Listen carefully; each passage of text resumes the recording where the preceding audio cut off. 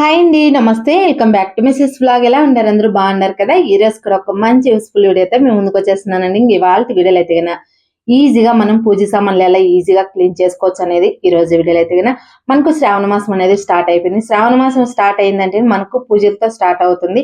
పూజలు అనేది ఎక్కువ చేస్తా అంటాము. అలాంటప్పుడు మనం పూజ సామాన్లు కూడా మనం క్లీన్ చేసుకోవాలి కాబట్టి ఈజీగా సింపుల్ గా ఒక 5 minutes లో పూజ సామాన్లు ఎలా క్లీన్ చేసుకోవచ్చు అనేది ఈ రోజు వీడియోలో అయితే తెలుసుకుందాము. సో లేట్ చేయకుండా వీడియో స్టార్ట్ చేసే ముందు మన ఛానల్ ఎవరైనా ఫస్ట్ టైం చూసినట్టయితే ప్లీజ్ సబ్స్క్రైబ్ చేసుకోండి. పక్కన ఉన్న బెల్ ఐకాన్ క్లిక్ చేసినారంటే నేను చేసే ప్రతి వీడియో మీకు నోటిఫికేషన్ వచ్చింది. ఈ వీడియో మీకు నచ్చితే తప్పకుండా ఒక లైక్ చేయండి.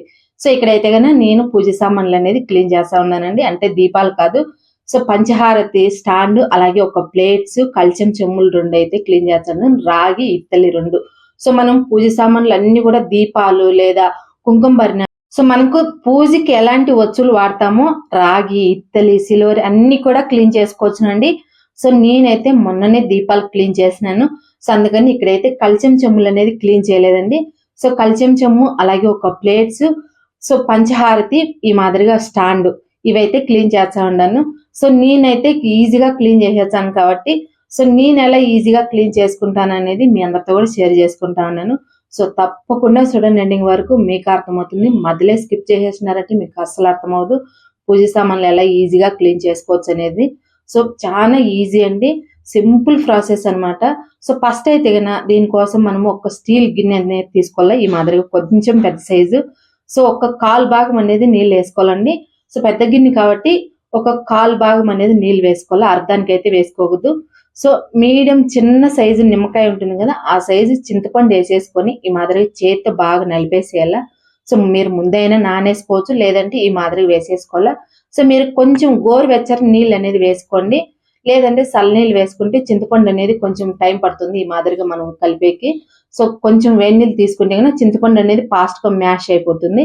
ఈ మాదిరిగా చింతపండు అనేది మ్యాష్ చేసేసినాక ఇందులో వచ్చేసి కల్లుప్పు ఒక 2 స్పూన్లు అనేది వేసుకోవాలా.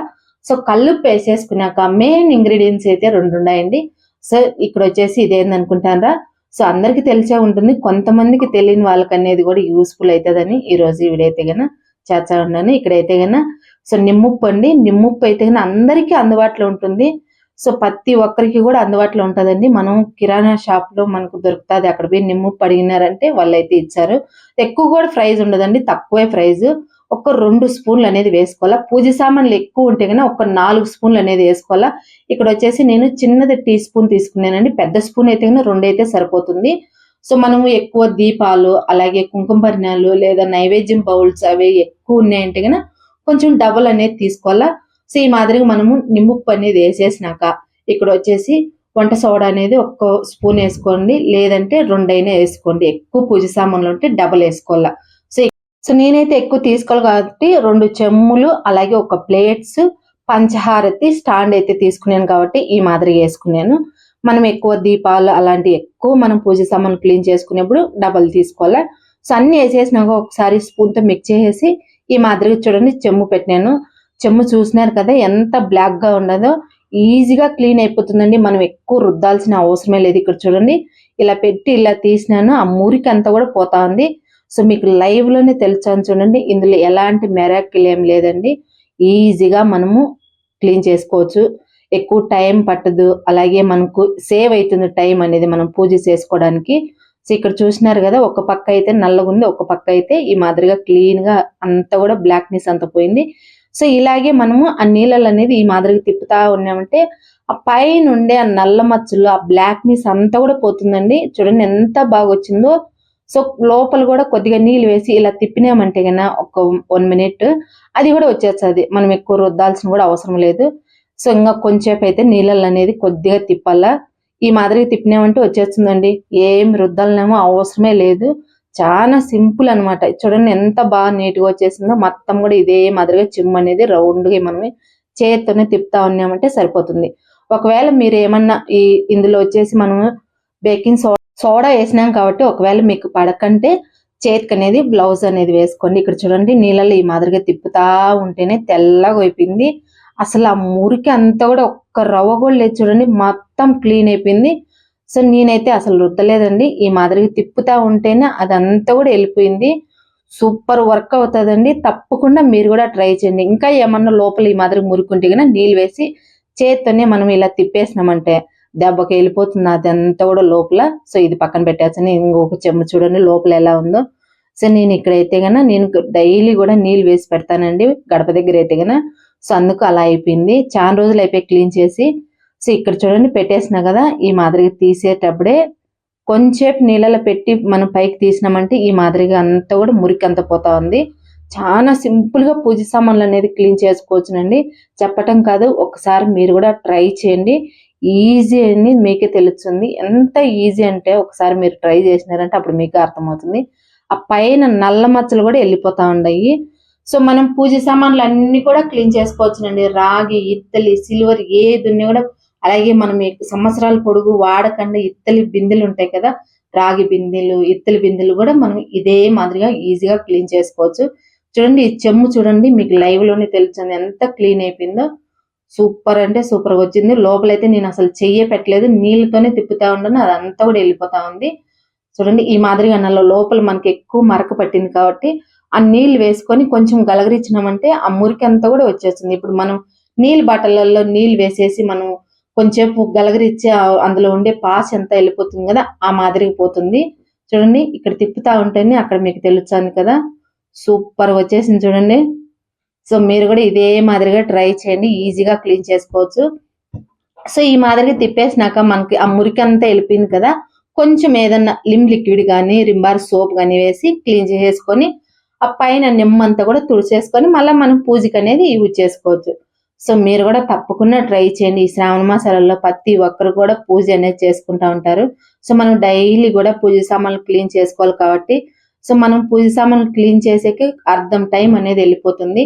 సో మనకు పూజ చేసుకోవడానికి టైం అనేది సాలదు కాబట్టి సో ఈ మాదిరిగా ట్రై చేసినారంటే మీకు టైం అనేది సేవ్ అవుతుంది. పూజ కూడా ఫాస్ట్ గా చేసుకోవచ్చు. పూజ సామాన్లు కూడా ఫాస్ట్ గానే క్లీన్ చేసుకోవచ్చు. చూడండి 2 చెమ్ములు కూడా ఎంత తలతల మెరుచానయో, చాలా బాగా ఈజీగా క్లీన్ అయిపోయినాయండి. ఇక్కడ చూడండి ఈ స్టాండ్ మీకు తెలుసాను కదా, పంచహారతి స్టాండ్ అండి. సో డైలీ క్లీన్ చేస్తానే కూడా 2 సార్లు పంచహారతి అనేది ఇచ్చాను కాబట్టి ఈ మాదిరిగా బ్లాక్ అయిపోయింది. సో ఈ ప్లేట్స్ లో అయితే నేను అక్షింతలు వేసి పెట్టేసిండానండి. పూజా రూమ్ లో అయితే నల్లగా అయిపోయింది. సో ఈ 2 కూడా కొంచెం ఈ మాదిరిగా ఒక 2 మినిట్స్ ఇందులో వేసేసి అప్పుడు అందులో ఉండే చింతపండుతోనే మనం ఈ మాదిరిగా రుద్దినామంటే ఆ మురికి అంతా కూడా వెళ్ళిపోతుంది. చూడండి రుద్దినామంటే ఈజీగా వెళ్ళిపోతుంది. చూడండి ఎంత బాగా పోతుందో. సో మనం ఎక్కువ నల్లగా ఉన్నప్పుడు పీతాంబర పౌడర్ లేదంటే కోల్గేట్ పౌడర్ వేసి రుద్ది మన చేతులు కూడా నొప్పి వచ్చేస్తుంది అంటే టైం కూడా పూజ సామాన్ క్లీన్ చేయడానికి సరిపోతుంది. సో ఇప్పుడైతే నేను సోప్ వేసి క్లీన్ చేసుకొని వచ్చా. చూడండి ఎలా ఉండేది కూడా మీకే తెలుస్తుంది. ఇక్కడ చూడండి సోప్ వేసుకొని కొద్దిగా క్లీన్ చేసేసినానండి, మంచినీళ్ళతో వాష్ చేసేసినాను. చూడండి ఎంత బాగున్నాయో, తల మెరుచానవి. సో మనం ఇలా ఈజీగా క్లీన్ చేసుకునేప్పుడు మనకు పూజకి కూడా టైం అనేది ఎక్కువ పట్టదండి. సో మనమే పూజ సామాన్ క్లీన్ చేయడానికి మనకు టైం అంతా ఇంటికే సరిపోతుంది, మనం పూజ చేసుకోవడానికి టైం అయిపోతుంది. సో మనం ఇలా ఈజీగా క్లీన్ చేసుకునేమంటే మనకు పూజ చేసుకోవడానికి ఈజీగా ఉంటుంది. సో మీరు కూడా తప్పకుండా ట్రై చేయండి. ఈ మాదిరిగా సింపుల్ గా మనం పూజ సామాన్లు అనేది క్లీన్ చేసుకోవచ్చు. సో మనం ఈ మాదిరిగా మనం వాష్ చేసేసినాక ఒక క్లాత్ తీసుకొని ఆ నెమ్ము లేకుండా మొత్తం కూడా తుడిసేసినామంటే మనకు నల్లగా లేకుండా బాగుంటాయి. సో మనకు నీళ్ళు అలాగే ఉండిపోయినాయంటే నల్ల మచ్చలు అనేది వచ్చేసాయి, తొందరగా నల్లగైపోతాయండి. సో ఇంకొకటి గమనించండి, మనం షాప్కి ఎప్పుడన్నా సిల్వర్ సామాన్లకు లేదంటే ఎండి సామాన్లకు రాగి సామాన్లకు పోయినప్పుడు వాళ్ళు మనం ఏదన్నా అడిగినప్పుడు కవర్ తీయకుండా కవర్ తోనే అలాగే చూపించారు. కవర్ తీయమంటే కవర్ తీయరు వాళ్ళైతే. ఎందుకు కవర్ తీయరు అంటే కవర్ తీస్తే నల్లగా అయిపోతాయంట ఫాస్ట్ గా. సో అందుకని వాళ్ళైతే కవర్ తీయకుండానే మనకు చూపించారు అంగిట్లో అయితే.